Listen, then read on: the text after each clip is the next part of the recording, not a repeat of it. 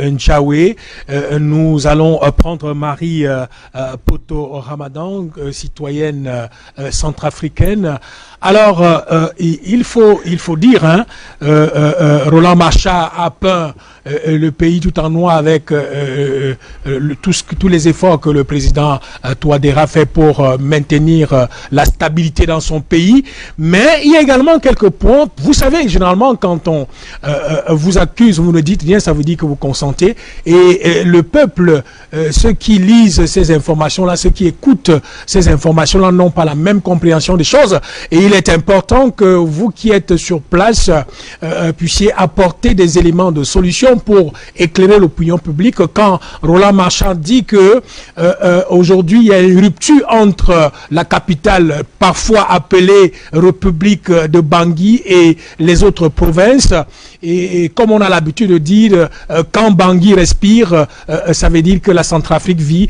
Que dites-vous de cette déclaration? Cette déclaration n'engage que ce fameux Marchal en question. Nous vivons la réalité en RCA. Déjà, combien de personnes suivent ces médias français? Très peu, parce qu'on n'a pas totalement accès à Internet en République centrafricaine. Le travail se fait sur le terrain. Sur le terrain. Et nous savons que Bangui est approvisionné au niveau alimentaire par la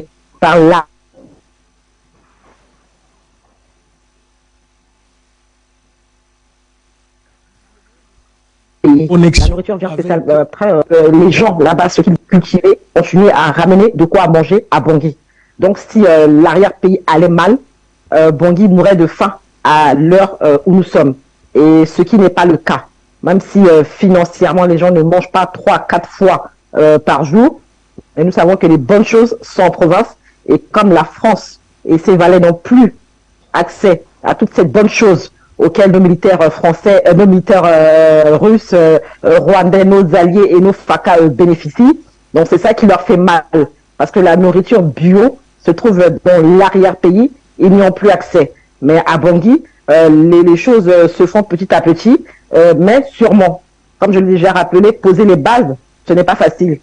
Si la RCA avant le président Touadéra était un État, on n'en serait pas là. Ça fait 7 ans qu'il est à la tête du pouvoir, les choses auraient largement évolué. Mais il n'y avait plus d'État, il fallait poser les bases. Et les gens pensent que poser les bases, ça se fait en un claquement de doigts, ce qui n'est pas vrai, parce que les traites sont toujours là. Les traites ne sont pas forcément identifiables. Et même s'ils le sont, il n'est pas forcément conseillé d'éloigner les traîtres. Parfois, il faut les avoir près de soi pour pouvoir les contrôler. Donc moi, j'ai entièrement confiance, comme la plupart des Centrafricains, au président Faustin Archange Touadéra. Entre ce qui se dit dans les médias français et ce qui se passe, ce qui se vit sur place, il y a un grand fossé, hein, comme l'a rappelé mon frère Jules Jaoué, la représentante de la MINUSCA en RCA vit la chose, vit la situation. Elle n'a fait que transmettre le message. Donc ils veulent aussi nous pousser à nous acharner contre cette dame en question pour l'accuser. Mais nous savons que le Rwanda est un allié, était un bon allié et qu'elle a été le porte-parole d'un message qui lui a été transmis. Nous n'allons pas nous acharner sur elle. Le message est reçu. Le dialogue est permanent en RCA. On sort à peine d'un dialogue. Donc, s'ils pensent qu'il en aura un avant les élections municipales, je pense qu'ils se mettent le doigt dans l'œil. Il n'en aura pas. S'il veut dialoguer, qu'il aille à l'Assemblée nationale, dialoguer là-bas. Et sachez que tous ces opposants politiques ont des branches armées. Hein. Ce sont des rebelles en costume. Donc, c'est eux également qui nourrissent les Ali Darassa et ceux qui ont attaqué la frontière très récemment de la France ici. Ils ont pu téléguider les choses, mais ils seront pulvérisés et ils doivent être pulvérisés. Ce que nous voulons éviter, c'est une guerre civile en RCA, c'est un génocide et il n'en aura pas. Avec ce que le président Touadéra fait et par la grâce de Dieu, nous allons arriver en 2024 sans qu'il ait un souci. La vie du président Touadéra est entre les mains de Dieu et entre sa propre main lui-même aussi par rapport à son entourage et à sa garde présidentielle. Donc, ce Roland Marchal aille se faire voir chez les Grecs. Nous sommes là. Nous avons entièrement confiance, totalement confiance au président Faustin Archange Touadéra qui a été élu à 2 reprises de façon démocratique dans les urnes par le peuple centrafricain. Merci. Alors, Charlie Kenyé, de l'autre côté de Yaoundé. Charlie, on constate on constate, pour le déplorer, le fait que la France, aujourd'hui, qui comprend, elle a perdu du terrain en Afrique, veut, à travers Roland Marchard, à travers cette étude-là, comme l'a dit tout à l'heure Jules Ndiaoué, soulever le peuple centrafricain. C'est la raison pour laquelle j'ai demandé à Marie Poto de dire quelque chose, d'expliquer, elle qui est citoyenne centrafricaine, de dire réellement ce qui se passe sur le terrain, parce que ceux qui écoutent les informations ou alors lisent ces informations-là n'ont pas la même compréhension des choses et parfois n'ont pas la capacité de vérifier, mais il est toujours bien de les rassurer, parce que aujourd'hui on comprend que la France, ayant perdu tous ses moyens, va user de toute autre stratégie pour déstabiliser les pays là dont elle pensait avoir le monopole. Donc on peut dire également que la sortie, la mise en public d'un tel résultat de cette étude est une façon de monter le peuple centrafricain contre le pouvoir en place. Ce qu'il faut dire, il faut pas considérer ce torchon autre que ce qu'il n'est réellement, à savoir un torchon. Faut pas qu'on donne de la hauteur, de l'importance à ce qui s'apparente simplement être simplement de la propagande. C'est de la propagande, et ça l'État français nous a habitués à cela. On ne devrait pas s'en inquiéter. Et il faut également dire que lorsque vous étudiez les mécanismes avec lesquels la DGSE a toujours eu à opposer les Africains entre eux, ce torchon répond à cette question-là. Pourquoi? Parce que en Europe, en Afrique, ils ont toujours su opposer les ethnies et les tribus entre eux. Et lorsque cela ne fonctionnait pas, ils créent des problèmes de langue, c'est-à-dire que quand ils n'arrivent pas à opposer au niveau du Cameroun, à l'extrême nord, les Arabes Choua et les Mosgoum, quand ils n'arrivent pas à opposer les tribus entre eux, et bien qu'est-ce qu'ils font? Ils jouent sur le levier de la langue, c'est-à-dire qu'ils opposent les francophones aux anglophones, alors qu'en réalité, nous sommes tous africains. Et nous ne saurions nous identifier à travers une conséquence de la Seconde Guerre mondiale. Vous verrez par exemple au Cameroun, si ce n'est le prisme sous lequel d'aucuns voudraient catégoriser les crises sécuritaires qui sévissent dans les régions du nord-est et du sud-ouest Cameroun, où on parle de crise anglophone. C'est comme si en réalité les ancêtres ou alors les populations qui vivaient dans ces localités-là, si vous les remontez à une ou deux générations, ils étaient francophones ou anglophones. C'est-à-dire qu'on joue sur ces leviers-là pour justement nous diviser. Quand ce n'est pas la langue, c'est sur le levier confessionnel, c'est-à-dire que on oppose chrétiens à musulmans. Donc ce sont des mécanismes qui sont connus. Quand vous analysez l'histoire du monde, quand vous analysez les mécanismes de soft power qui sont si chers à la CIA et à la DGSE française, vous comprenez que c'est des leviers sur lesquels ils ont l'habitude de jouer pour opposer les États africains. Mais quand on a fini de le dire, voilà pourquoi on ne devrait même pas s'intéresser à ce torchon. Parce qu'en réalité, c'est un torchon qui consacre simplement la propagande française. Il faut qu'on se dise les vérités. Le président Faustin Archange Touadéra, vous avez vu tout à l'heure, j'ai pas pu finir mon analyse. Quand celui-ci prend le pouvoir en République centrafricaine, est-ce que la RCA était un État? C'était un non-État. C'était un non-État. Qui peut venir ici vous dire que la RCA en tant qu'État, c'est-à-dire qu'avec des institutions, avec une armée, avec un peuple, avec une géographie, avec des délimitations, est-ce que la RCA était un État? Non. La RCA était contrôlée par des milices armées où chaque milice avait contrôlé une partie du territoire. Moi, qui vous parle actuellement, je suis un témoin de ce que je suis en train de dire. En 2019, lorsque je me rends en République centrafricaine, lorsque nous sommes à Bangui, en plein cœur de Bangui, pas loin de la capitale, on nous annonce de retourner dans nos domiciles parce que les rebelles étaient à PK26 en train d'avancer. Je vous parle de 2019. Les rebelles étaient à PK26 en train d'avancer. PK26, c'est pas loin, nous sommes là à Bangui. C'est à l'entrée de la capitale. Les rebelles étaient à PK26 en train d'arriver. Alors qu'est-ce que le professeur Faustin Archange Touadéra vient? Voilà quelqu'un, quand il arrive, le pays n'existe pas. On dit le gouvernement de Bangui contrôle à peine 10 à 15% de son territoire.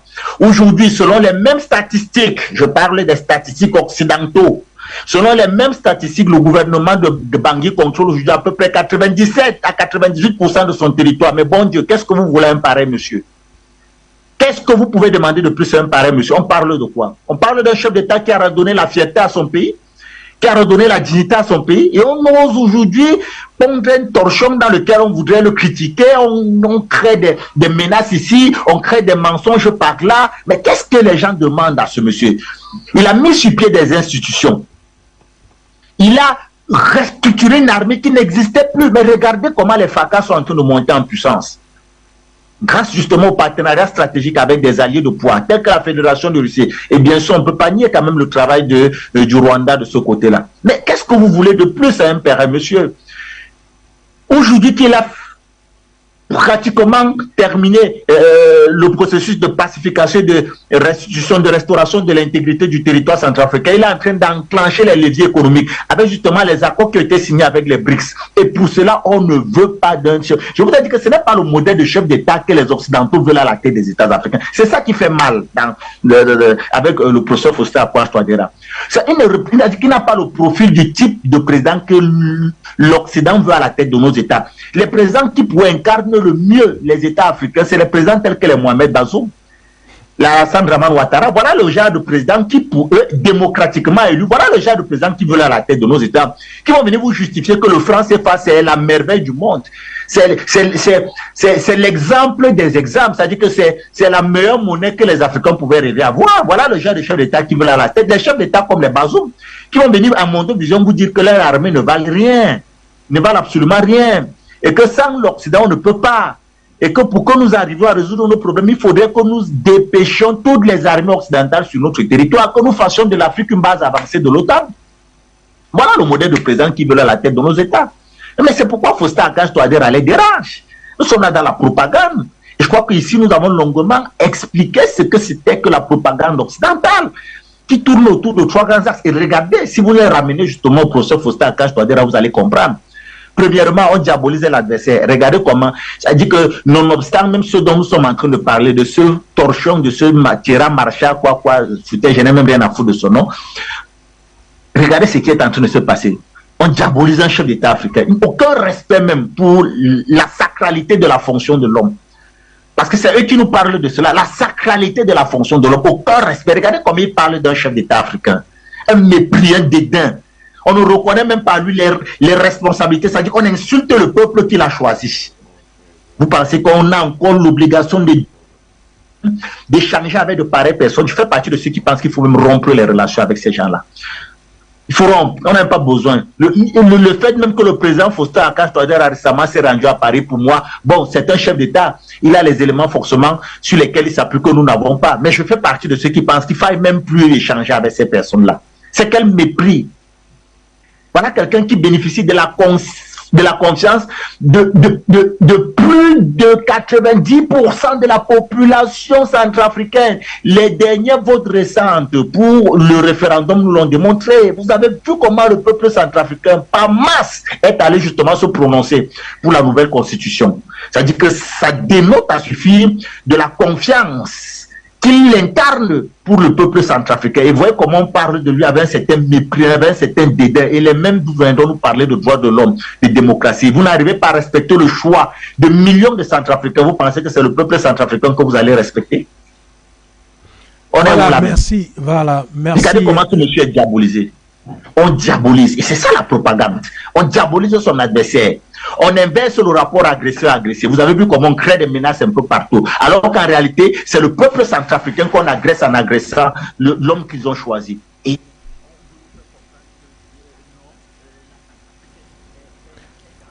Voilà, merci Charlie Kenyé. Nous allons sortir de l'émission. En 30 secondes, Jules Ndiaoué, le mot de la fin pour sortir définitivement de l'émission. Oui, mes très chers frères, que l'Afrique reste mobilisée, que le peuple centrafricain soit unanime, soudé derrière le président Touadéra. derrière les institutions centrafricaines. Et que le peuple africain, le peuple panafricaniste, reste soudé, qui se lève, qui se dresse contre l'autoritarisme français. On parlait d'autoritarisme de Marshall, c'est l'autoritarisme français, le néocolonialisme. Vous comprenez? La dictature des soi-disant forts, parce que nous ne sommes pas faibles. C'est la dictature des soi-disant forts. La France se dit forte. Vous n'avez qu'à voir au classement mondial quel rang elle occupe. Un pays fort qui passe son temps. Quand on est fort, on ne fait pas ce que la France fait aujourd'hui. On ne fait pas la conspiration. On n'arme pas les groupes armés, les bandits, les mercenaires contre un régime démocratiquement élu. Quand on est fort, on dialogue, on discute. On fait valoir l'arme intellectuelle, la force intellectuelle. On convainc son adversaire. On convainc son vis-à-vis. On lui vend un programme qui peut l'aider, lui, à se développer. Quand on est fort, on ne fait pas ce que la France fait. Donc, je vous dis, mes très chers frères, nous devons rester soudés autour des institutions panafricaines. Soudés autour des leaders panafricanistes. Soudés autour du président professeur Faustin Archange Touadéra, soudés autour des institutions centrafricaines, et nous allons triompher. Voilà, merci Jules Ndjawe. Il faut rappeler que vous êtes coordonnateur du mouvement Soutenons Touadéra. Nous disons également merci à Charlie Kenyé qui était avec nous du côté de Yaoundé, bien que de temps en temps entrecoupé par la liaison de connexion. Nous disons merci à Maître Momo Janvier qui était avec nous. Merci à Marie Poto Ramadan, citoyenne centrafricaine qui était avec nous. Nous disons merci à tous les téléspectateurs qui ont appelé ce matin pour apporter leur contribution aux deux sujets. Nous disons merci à la technique qui s'est dévouée ce matin encore pour que nous puissions avoir cette autre édition de Ligne Rouge. Et chers téléspectateurs, vous faites bien de regarder Afrique Média. Donnons-nous rendez-vous lundi matin quand il sera 8h pour la toute première de la semaine. Au revoir.